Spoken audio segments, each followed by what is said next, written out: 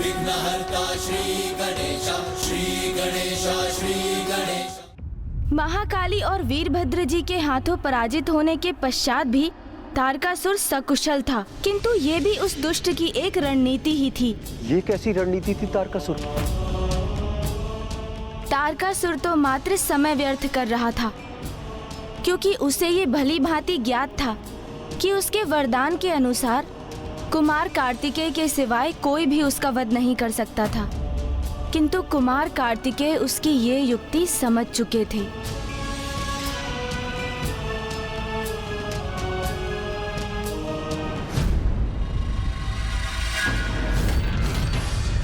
तुम तब तक कुशल हो जब तक तुम मेरे अतिरिक्त अन्य सभी से युद्ध करते रहोगे तारकासुर, और तुम्हारी ये चाल मैं समझ चुका हूं। किंतु अब इससे और अधिक लाभ नहीं होने वाला है तुम्हें, क्योंकि अब तुम मेरे साथ इस युद्ध को और अधिक नहीं टाल सकोगे। क्या तुम में से कोई ऐसा योद्धा नहीं जो मुझसे युद्ध कर सके?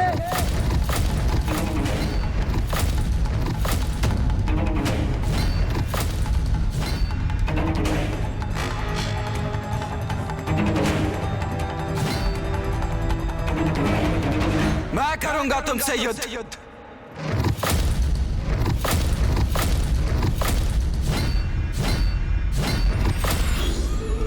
नहीं, नहीं, नहीं, कुमार कार्तिकेय, कदापि नहीं।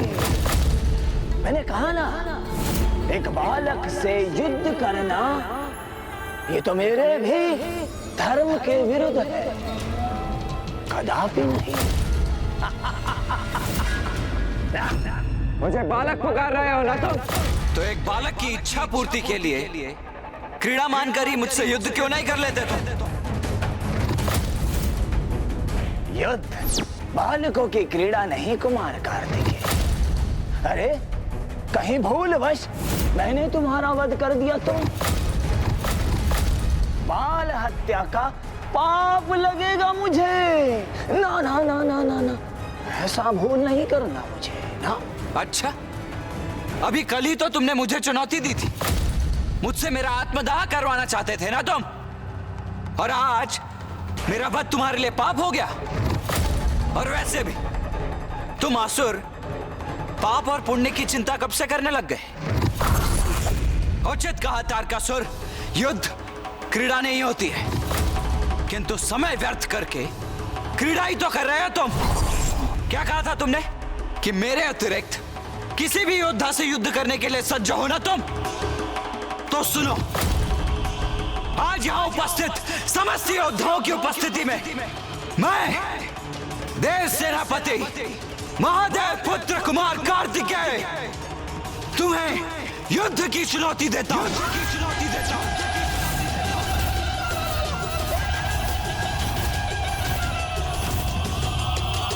तारकासुर, आओ युद्ध करो मुझसे। मेरा समय व्यर्थ मत करो तारकासुर, युद्ध करो मुझसे, अन्यथा अपनी पराजय स्वीकार कर लो। पराजय स्वीकार करूं मैं? हाँ? कदापि नहीं।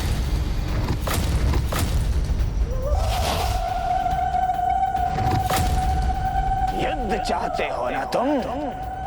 उचित है, तो अब यह युद्ध तुम्हारा अंतिम युद्ध होगा, और इसके लिए तैयार हो जाओ तुम कुमार कार्तिकेय।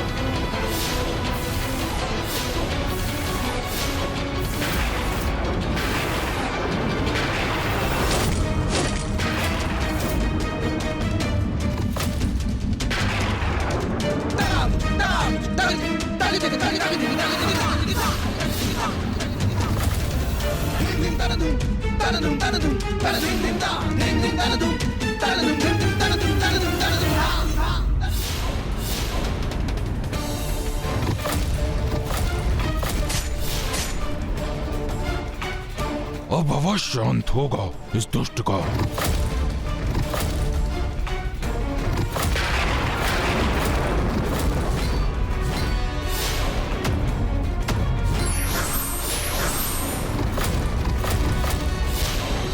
ताड़कासुर को प्राप्त वरदान के कारण वो वीरभद्र जी और देवी महाकाली के आहत करने पर भी पुनः कुशल हो रहा था, किंतु ये बाण उसके काल का बाण है, कुमार कार्तिकेय का बाण है। इसके आघात के पश्चात ताड़कासुर इसके प्रहार से मुक्त नहीं हो पाएगा। कार्तिकेय कई बाण छोड़ने वाले हैं।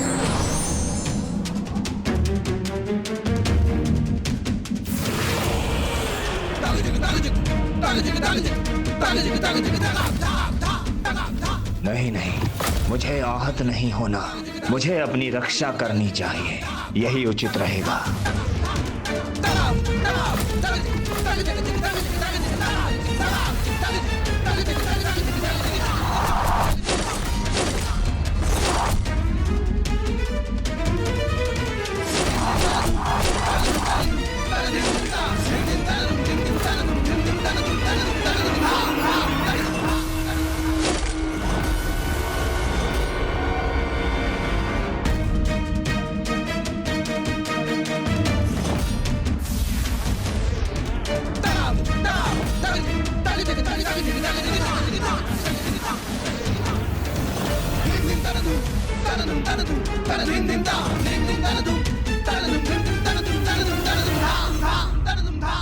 तारकासुर प्राणहीन हो गया, अंत हो गया तारकासुर का। नहीं देवराजेंद्र, मेरे बाणों से आहत अवश्य हुआ है वो, किंतु उसका अंत हो गया है इसका विश्वास मुझे तभी होगा जब मैं स्वयं अपने नेत्रों से उसका शव देख लूंगा। अभी तारकासुर का अंत नहीं हुआ है और ना ही अभी ये युद्ध समाप्त हुआ है, क्योंकि अब वो मेरी स्वरूपिणी देवी तारा का आवाहन करेगा।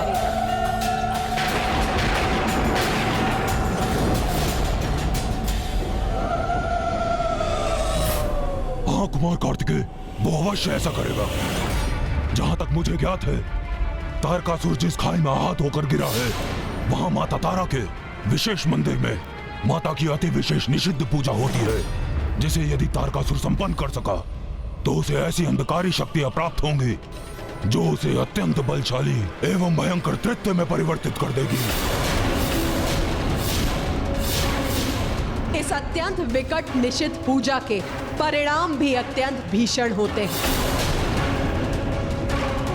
तारकासुर अगर इस पूजा को पूर्ण करने में सफल हुआ तो वो अवश्य देवी तारा से ऐसा वरदान प्राप्त करेगा जो सभी के लिए संकटमय होगा।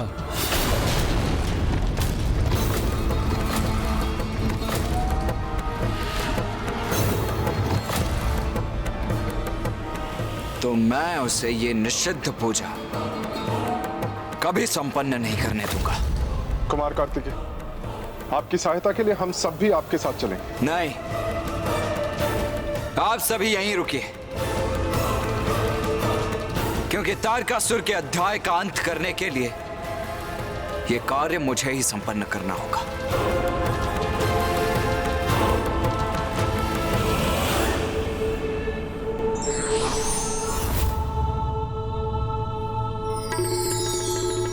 कुमार कार्तिकेय, आप सावधानी से वहां जाइएगा, क्योंकि तारकासुर ने उस खाई में अनेकों जाल बिछा रखे हैं।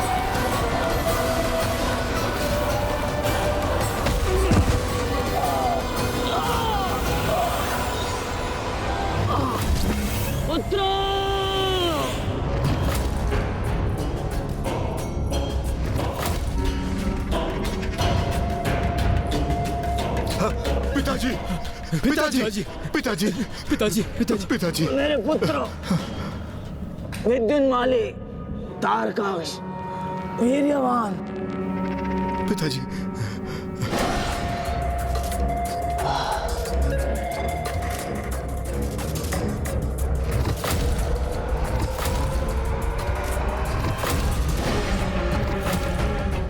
पिताजी, ये कैसी दुर्दशा कर दी उस कुमार कार्तिकेय ने आपकी। अब हमें अनुमति दीजिए कि जाकर उससे युद्ध करें और आपका प्रतिशोध लें। नहीं, कदापि नहीं। जीवित रहना है तुम्हें एक अत्यंत महत्वपूर्ण उत्तरदायित्व निभाना है तुम सभी को। कठोर तप कर वरदान प्राप्त करना है तुम्हें, जिससे तुम भी मेरे समान बलशाली बन सको। अब बताओ मुझे, मेरी पूजा का प्रबंध किया तुमने? हाँ पिताजी, पूजा का समस्त प्रबंध हो चुका है। उचित है, अब तुम सभी यहाँ से प्रस्थान करो, क्योंकि अब मैं अपनी पूजा आरंभ कर विवश कर दूंगा माता तारा को और वरदान प्राप्त करूंगा उनसे, और फिर अपने सामर्थ्य का उचित परिचय दूंगा उस महादेव पुत्र कुमार कार्तिकेय को। पिताजी, हम आपको इस अवस्था में देखकर अत्यंत विचलित हैं। अपनी सहायता के लिए हमें अनुमति दें। उचित है, तुम मेरी सहायता करना चाहते हो ना, तो बाधा उत्पन्न करो उस कुमार कार्तिकेय के मार्ग में। दूर रखो उसे मुझसे, मेरी पूजा संपन्न होने तक। जो आज्ञा पिताजी।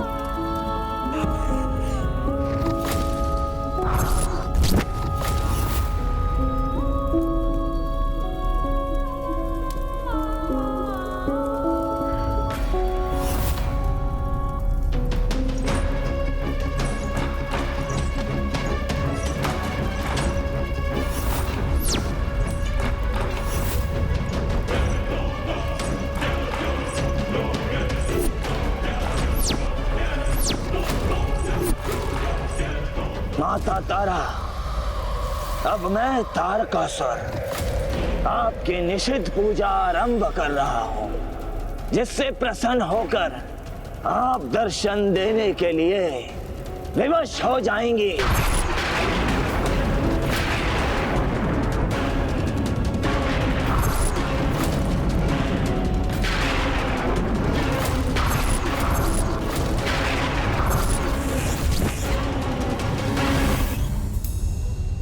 एक और तो पुत्र कार्तिकेय समय रहते तारकासुर की पूजा रोकने के लिए तत्पर है, तो वहीं दूसरी ओर तारकासुर अवैदिक वाम मंत्रों के प्रयोग से मेरी स्वरूपिणी देवी तारा का आवाहन करने के लिए आतुर है।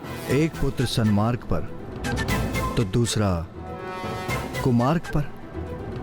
हाँ नाथ, क्योंकि वाम पूजा के विधान के अनुसार इस पूजा के माध्यम से भक्त ईश्वर को विवश कर उनसे वरदान प्राप्त करता है, किंतु उसे इसका ध्यान नहीं रहता कि ईश्वर की अनिच्छा से जो भी होगा उसका परिणाम कभी सुखद नहीं होगा।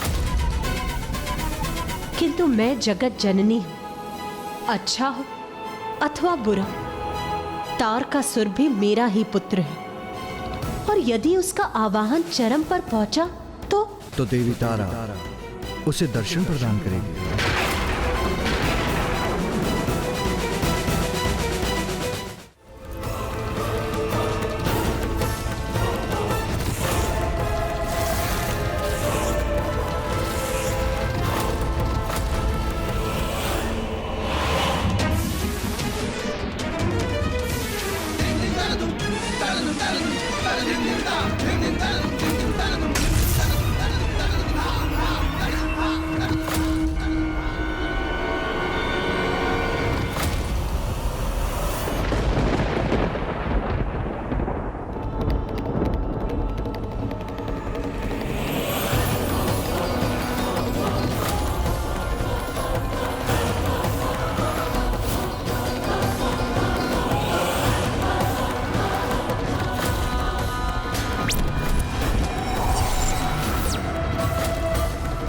इतनी सरलता से तुम आगे नहीं बढ़ सकोगे देव सेनापति।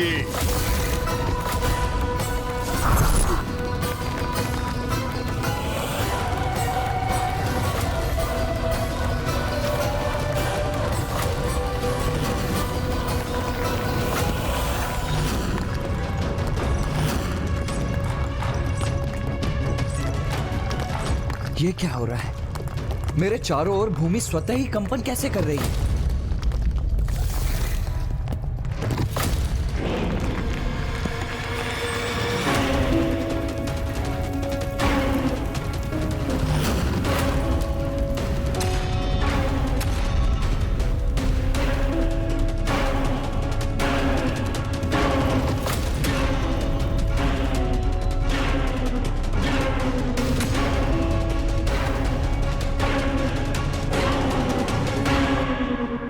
पिताजी, मैंने इतनी जटिल उलझनें उत्पन्न की है कुमार कार्तिकेय के लिए कि वो कभी उसका तोड़ ढूंढकर शमशान तक नहीं पहुंच सकेगा।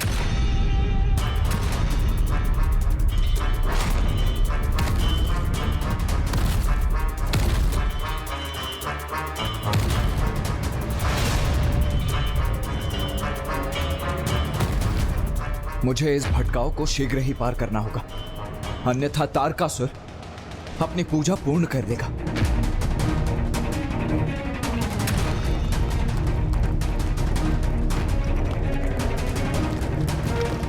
अब तो ये मुझे अपने बंधन में डालने का प्रयास कर रही है,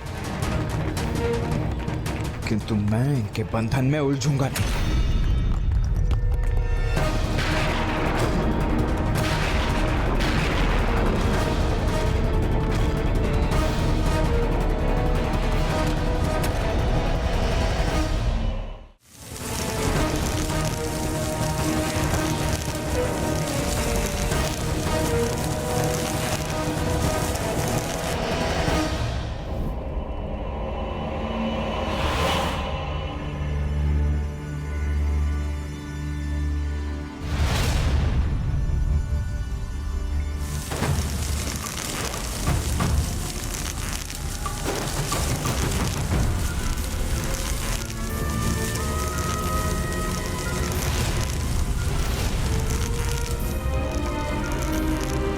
मुझे उस प्रकाश की दिशा में बढ़ना चाहिए। कदाचित यही द्वार है यहां से निकलने का।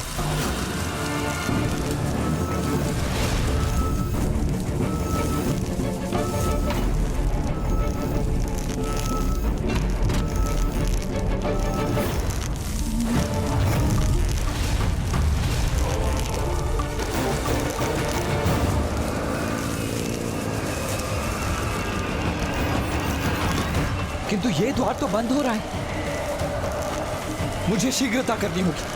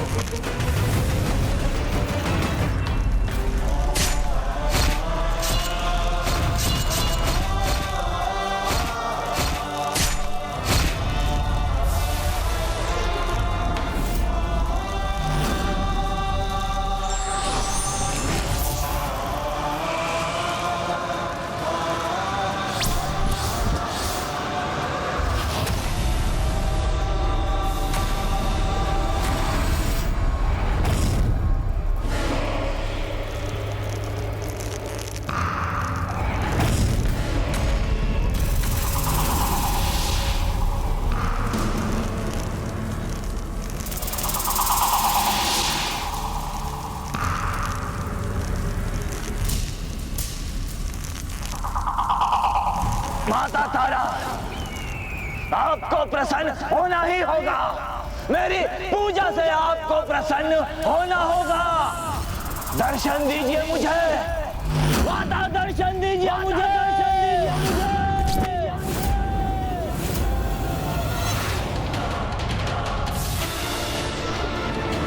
अरे ये क्या? मैं तो नीचे गिर रहा हूं अब। नीचे धधकता लावा और ऊपर तारकासुर के मायावी पुत्रों की अंधकारपूर्ण माया। कुमार कार्तिकेय तारकासुर के पुत्रों के छल में बुरी तरह से उलझ चुके थे और अब उनके समक्ष बचने का कोई शेष मार्ग भी नहीं बचा था। फिर कुमार कार्तिकेय के साथ क्या हुआ? तत्पश्चात ऐसा कुछ हुआ जिसके विषय में कुमार कार्तिकेय ने कभी कल्पना भी नहीं की थी।